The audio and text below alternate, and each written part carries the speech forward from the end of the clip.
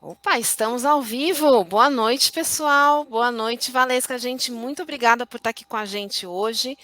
Eu sou a Vanessa, eu sou Head Global de Conteúdo do Control e é um prazer estar aqui. A gente começa hoje uma série de lives. Já anota aí que é uma série. Vai ter toda semana uma live e toda semana a gente vai falar sobre processos. Processo, Vanessa. Gente, sim, processo. O que é um processo? Não tem nada a ver com jurídico, não tem nada a ver com nada super difícil. Um processo nada mais é que um conjunto de etapas, de tarefas que se organiza de um jeito bonitinho, faz tipo um passo a passo de forma lógica, para conseguir um resultado que você quer. Então é o famoso passo a passo mesmo.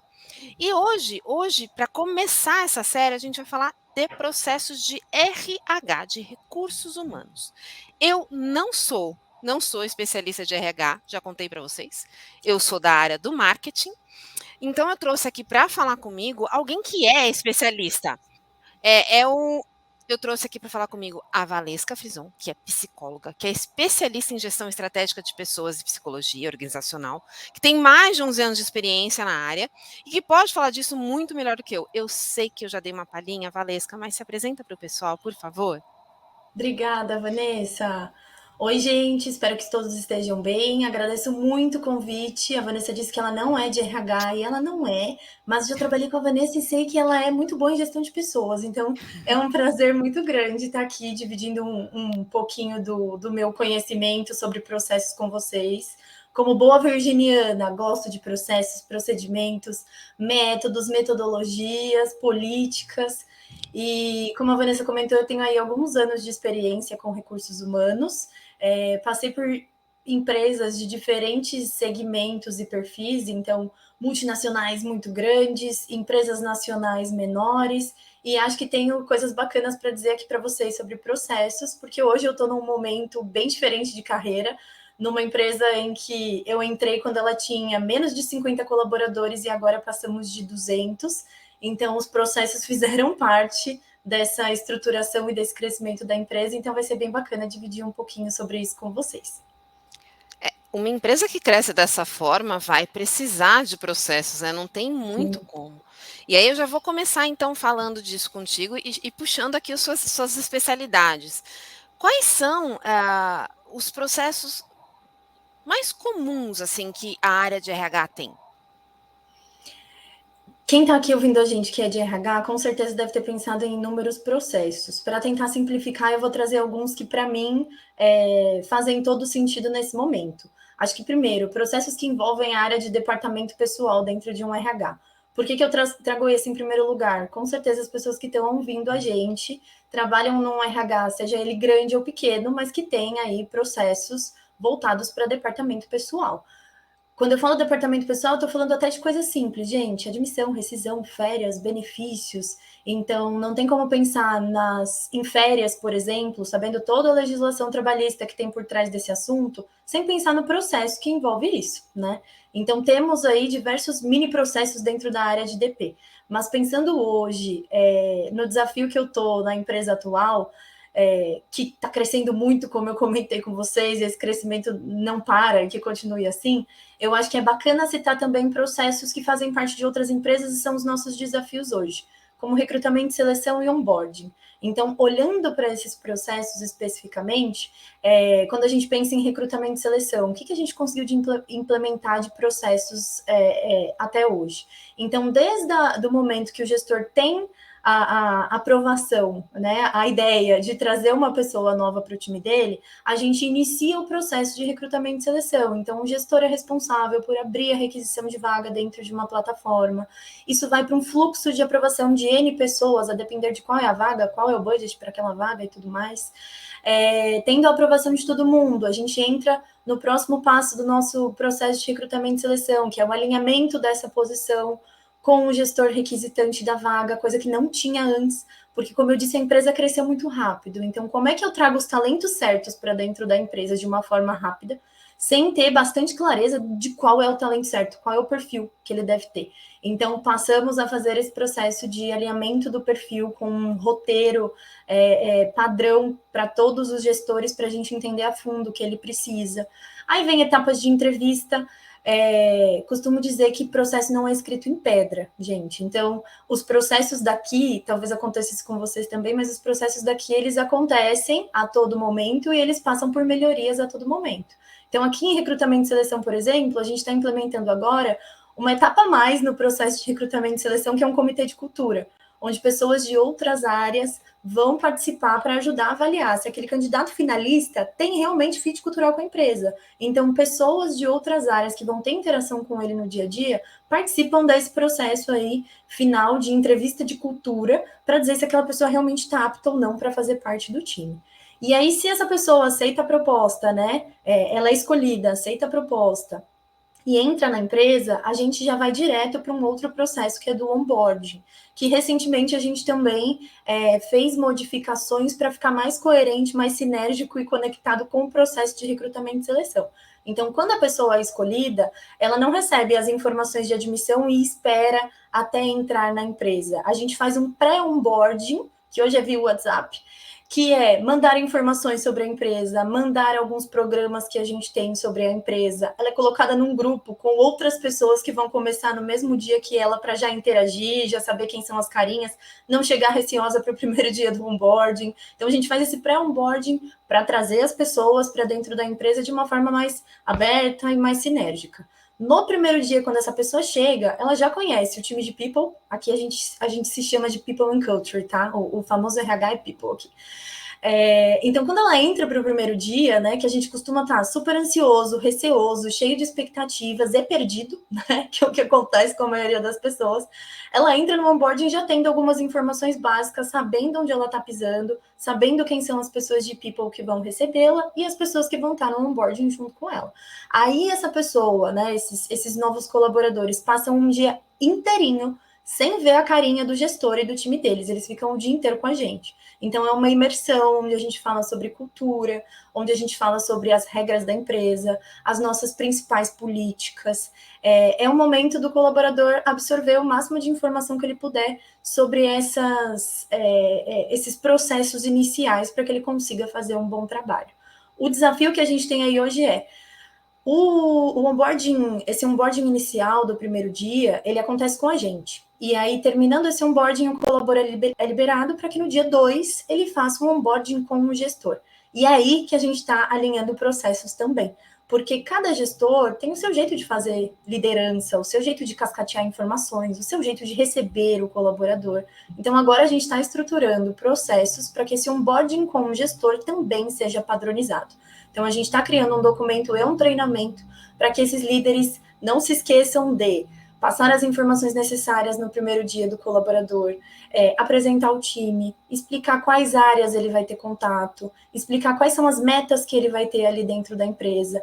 É um onboarding com o gestor para ficar 100% alinhado o que é esperado daquele colaborador, que são informações que nós do RH, no nosso onboarding no dia 1, a gente não consegue passar. É uma responsabilidade do gestor, mas eu vejo que é nossa responsabilidade como time de People ajudar nesse processo para que ele seja o mais sinérgico e padronizado possível para a empresa inteira. Então, é nesse momento aí do desafio que a gente está olhando para recrutamento e seleção e para o onboarding dessas novas pessoas.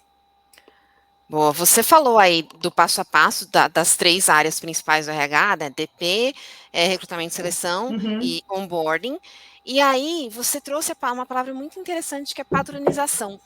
Eu entendo que quando você está desenhando os processos, os passo a passos, né, que você falou, você está padronizando.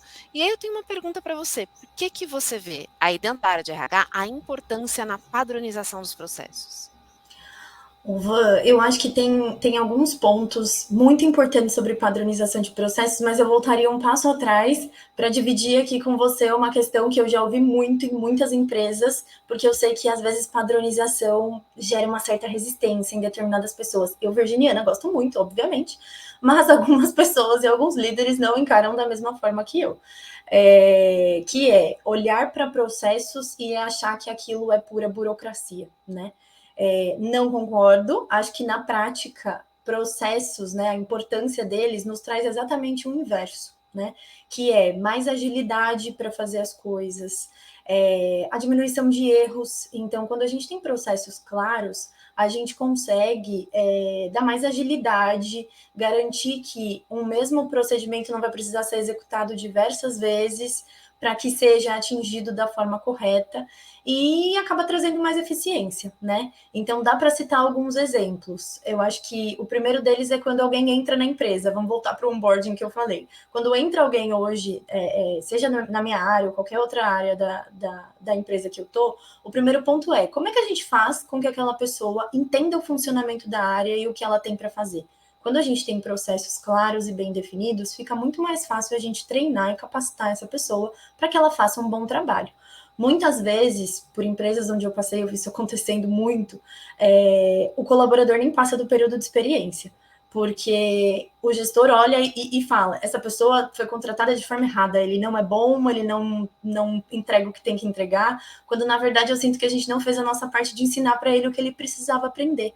Então, a gente precisa de processos, na minha percepção, para facilitar esse entendimento, para garantir que a pessoa vai estar ali sabendo o que precisa ser feito e com fácil acesso a essa informação. Tem um outro ponto, além dessa entrada das pessoas, que é as pessoas entram de férias, né? As pessoas, por algum motivo, elas são afastadas. Já tive situações aqui no meu time recentes que eu tinha uma pessoa de férias, eu tinha uma outra pessoa de licença médica. E como a gente faz para que as demandas não se percam? A gente não deixe aí nada fugir do nosso controle se a gente não tiver os processos muito bem claros. Então, até mesmo aqui no meu time, que é um time enxuto, né, dividido nas sub-áreas que a gente tem, eu consigo hoje pegar as demandas que são de determinada pessoa e passar para outra do time, para que ela consiga cobrir férias, por exemplo, porque a gente tem processos claros. Então, fica muito mais fácil conseguir capacitar outras pessoas para que elas consigam atender a determinada demanda. E aí, um terceiro exemplo, que eu acho que é o mais crítico, mas todo mundo já passou por isso, que é quando a pessoa sai da empresa, né? Ela sai da área porque passou no processo seletivo interno, ou ela vai embora, é desligada, ou pede demissão por algum motivo. Já vi situações em que a pessoa saiu da empresa e levou o conhecimento todo dentro da cabeça dela, né? Você fez assim, deve ter passado por isso também. Acontece, né? E, ao meu ver, é um grande problema, gente. Então, para quem olha para processos como burocracia, lembrem-se desses pontos, porque quando a gente perde alguém do time não está presente por qualquer motivo que seja, é a padronização dos processos que nos ajuda a garantir que outra pessoa vai conseguir absorver aquela demanda e entregar o que é necessário. E aí, do meu ponto de vista, não é só sobre RH, é sobre a empresa como um todo, né? Tendo processos muito claros em todas as áreas, a gente consegue, com certeza, atender as demandas, mesmo que a gente tenha a ausência de alguém ali por determinado motivo. E aí, falando especificamente do RH, a gente entendeu, eu entendo, super concordo, aliás, já tive gente que levou conhecimento embora. Tenho gente que me vira e fala, cara, o conhecimento foi embora com você, mesmo eu tendo deixado o processo ali registrado. E aí, gente, importante, tá? Não basta ter um processo registrado, você tem que treinar as outras pessoas, né? Sobre esse processo. E aí a minha pergunta é: como é que essa padronização, essa existência, essa elaboração de processos ajuda o RH a ter sucesso? Eu tô pensando aqui na sua pergunta e me veio à mente uma frase que eu costumo dizer para o meu time, e já falei, acho que em todas as empresas onde eu passei. Nós do RH trabalhamos para que a empresa não precise da gente.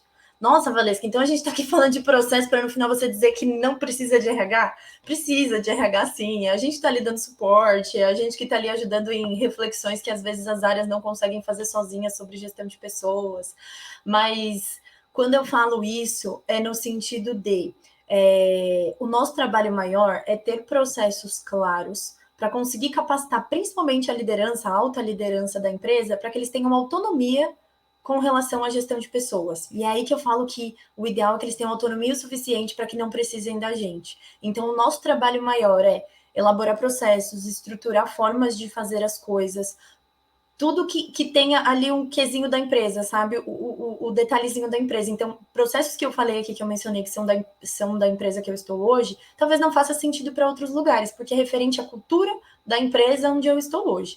E aí a gente está desenhando essa cultura, construindo uma cultura que faça, que seja alinhada ao que a gente tem de grande objetivo. Então, os processos precisam estar claros e bem disseminados para que esses líderes consigam ter autonomia para capacitar os seus times, esses times tenham autonomia para trabalhar, autonomia para entregarem os seus resultados, terem uma boa performance, para no final das contas a gente conseguir atingir os objetivos da empresa. Eu sempre falo que RH é uma área de suporte, não é uma área fim, né? Então o nosso trabalho ele tem que ser ali muito escondidinho, né? As pessoas têm que, em poucos momentos, ver a gente especificamente, mas saber de que forma, né, conseguir usar no dia a dia, não é nem saber, é usar no dia a dia as ferramentas que a gente propõe, né? Então, aqui dentro da empresa, por exemplo, eu falei de IDP, eu falei de recrutamento e seleção, eu falei de onboarding, mas eu também poderia citar tudo que a gente vem fazendo de estruturação de processos de treinamento, de desenvolvimento das pessoas, capacitação dos líderes no que se refere à gestão de pessoas, avaliação de desempenho para que as movimentações internas sejam mais coerentes, mais justas, embasadas em avaliações reais e coerentes. Então, são todos os processos que a gente se prontifica a elaborar, que eu entendo que fazem muito parte da cultura da empresa, porque cultura é o que a gente vivencia no dia a dia, aquilo que a empresa transmite e o que as pessoas que estão dentro dela transmitem também. Então, eu acho que, além dessa capacitação dos líderes, a disseminação do que é a cultura, do que é a rotina, do que é o dia a dia, do que são os processos para a empresa, precisam estar muito bem disseminados e cascateados também para todas as pessoas. Não adianta estar na cabeça do RH, escrever na pedra, se o líder não entender, se comprometer e executar também, e, consequentemente, o time dele fazer o mesmo. Mas eu acho que é um pouco sobre isso, é sobre a gente capacitar as pessoas através dos nossos processos, que são inúmeros, para que eles consigam fazer um melhor trabalho. Maravilhoso. É o que você falou, tá ali atrás, né, armando todo um cenário, para que os recursos humanos da empresa, ou seja, as pessoas, tenham um bom ambiente de trabalho, tenham as ferramentas corretas, tenham um treinamento correto. É isso. Exato. Você já viu um artigo que, desculpa te interromper, Pode mas você falar. falou isso, eu pensei agora. Você já viu um artigo que chama Gestão de Pessoas não é com o RH? Eu amo, gente, eu amo, porque é sobre a gente criar processos, ferramentas e formas de fazer a cultura acontecer na prática para que as pessoas usem, né? Então, se o gestor precisa que o time dele saia de férias, ou se o gestor precisa realizar um desligamento, isso é o gestor que tem que fazer. A gente cria a teoria por trás, o processo, o procedimento, a política, mas quem faz a gestão das pessoas não é a área de recursos humanos, são os líderes, né? Então, trazer os processos, tê-los de forma bem clara e disseminadas e ter os líderes comprometidos com esses processos é o ponto-chave para que o RH não faça gestão de pessoas. Eu não sei se você já passou por algum lugar onde isso acontecia, mas já vivenciei situações do líder me ligar para falar, desliga o fulano. Então, assim, o desligamento não é o RH que deve fazer, é você que conhece o perfil daquela pessoa, é você quem sabe os pontos fortes e fracos, você que já deveria ter dado os feedbacks necessários para aquela pessoa não se espantar ao ser desligada. Então, a gente não faz gestão de pessoas, a gente cria um ambiente que envolve cultura, processos, normas, regras políticas, rituais internos, para que os líderes consigam ser líderes. E aí a gente não faça a gestão de pessoas, a gente só faça a gestão das regrinhas que estão por trás da gestão de pessoas de cada empresa, porque aí eu entendo que varia de uma empresa para outra. Sempre varia de uma empresa para outra, mas ali tem o esqueleto que o RH está ali sempre para traçar. E aí você trouxe uma coisa muito interessante na sua fala anterior, que eu estava puxando aqui, você comentou o que acontece, e que eu fiz assim, também já passei por isso, que é a pessoa que monta o processo, executa o processo, vai embora da empresa, ou sai de férias, ou entra de licença, e leva o processo com ela. E aí, isso é uma das coisas, inclusive, que a gente faz com o Control aqui. Eu sei, é o nosso produto, mas é óbvio que aí eu tenho que usar ele e gosto de usar ele com a minha equipe. Os processos que a gente tem para criação de conteúdo, para gestão de redes, a gente coloca tudinho no Control. Por quê? Porque processo precisa ser treinado, precisa ser montado, precisa ser treinado e precisa estar registrado em algum lugar. E aí eu queria saber de vocês no RH, imagino, mas eu vou fazer a pergunta de toda forma, registrem os processos também de alguma forma para espalhar esse conhecimento, né? Para manter o conhecimento registrado. Registramos os processos, acho que de diferentes formas, né? Eu acho que plataformas ajudam muito no controle e no acompanhamento dos processos. Então, a gente tem N plataformas aqui internamente na empresa, e por onde eu passei, que tinha processos muito claros, isso também fazia parte da rotina. Eu acho que políticas bem claras e disseminadas para todos também fazem parte dessa clareza dos processos, né? Porque também não adianta estar lá escrito e ninguém saber do que se trata. E a disseminação do dia a dia. Então, se a gente tem processos, a gente precisa que as pessoas. Eu não estou falando que não devemos abrir exceções, tá, gente? Não confundam uma coisa com a outra. Mas eu acho que o processo ele é importante para que a gente se baseie nele e para que as exceções realmente sejam o que acontece ali esporadicamente, né? E fique muito mais fácil da gente conseguir controlar. Então, plataformas, tecnologia sempre está aí para ajudar.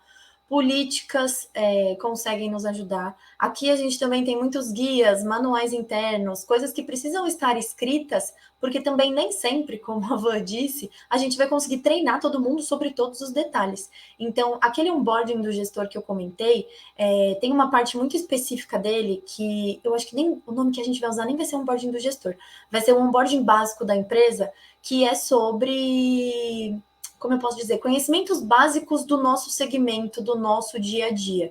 Então, a gente também vai usar para disseminar essa informação e garantir a clareza da ligação entre as áreas e da ligação entre os processos de uma área para outra, com vídeos, com e-books, com...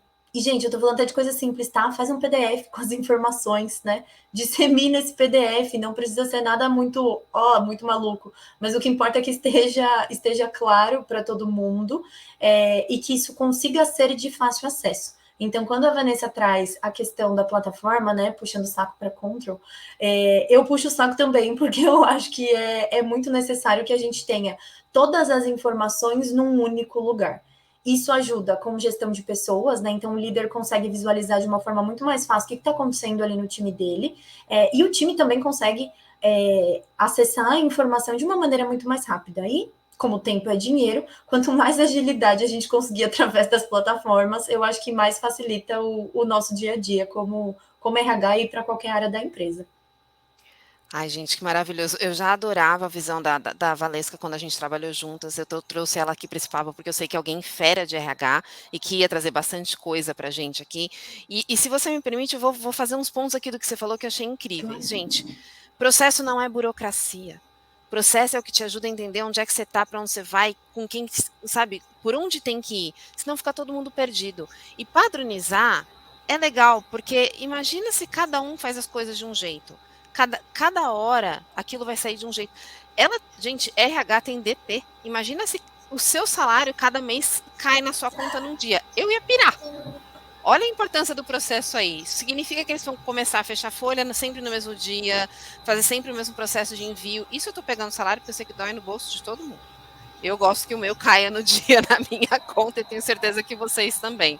Outra coisa, o processo ajuda a gente a entender por onde ir, ajuda todo mundo depois a saber onde consultar, disseminar conhecimento. Então a gente precisa desmascarar essa coisa do processo. E eu acho que o RH foi uma super área para trazer aqui para o nosso primeiro papo. Primeiro, porque eu estou falando como especialista que eu admiro há muitos anos. Segundo, porque, gente, todos nós lidamos com RH. Todo mundo aqui tem alguma coisa de DP, todo mundo aqui passou por recrutamento e seleção, todo mundo aqui entende quando precisa passar por desenvolvimento, que o RH está por trás também, então acho que é uma área que permeia para todo mundo. E eu trouxe esses pontos e só consigo agora agradecer a Valesca por ter trazido eles para a gente também. Valesca, eu esqueci alguma coisa, você quer comentar mais alguma coisa? Eu acho que a gente falou um pouquinho de tudo. Eu acho que eu comentei um pouco aqui do fato de que estou numa empresa em constante crescimento, então os processos ajudam muito. Mas acho que esses pontos que você reforçou agora também mostram que a importância dos processos não é só para uma área, para uma empresa como a minha, que está trazendo cada vez mais gente. É importante para qualquer tamanho de empresa em qualquer momento. Aqui a gente passou por situações, né, lá atrás, quando tinha 40 colaboradores, que as pessoas sabiam quem acionar, elas sabiam onde achar a informação, mas mesmo naquela época, Será que as coisas estavam sendo feitas de forma padronizada? A Vanessa brincou aí sobre o salário. O salário aqui sempre caiu no mesmo dia, tá? Mas será que o líder estava capacitando o time dele da forma correta, né? Será que o colaborador estava atendendo o cliente da forma correta? Será que o resultado estava sendo entregue da melhor forma possível? Então, eu acho que independente do momento da empresa e do tamanho da empresa, existem N motivos para a gente ficar aqui por horas falando da importância dos processos, seja para uma empresa do tamanho da minha, do momento da minha, ou empresas de outros segmentos, outros tamanhos e outros contextos. Perfeito, é isso. Muitíssimo obrigada, Valesca. Muitíssimo obrigada a quem assistiu, a quem vai assistir depois. Valeu, gente, foi bom demais. Essa é a primeira, teremos outras sobre o processo, sobre diversas áreas, mas amei poder abrir com a RH, amei poder abrir com a Valesca. Muitíssimo obrigada, viu, pelo seu tempo, por dividir o seu conhecimento com a gente.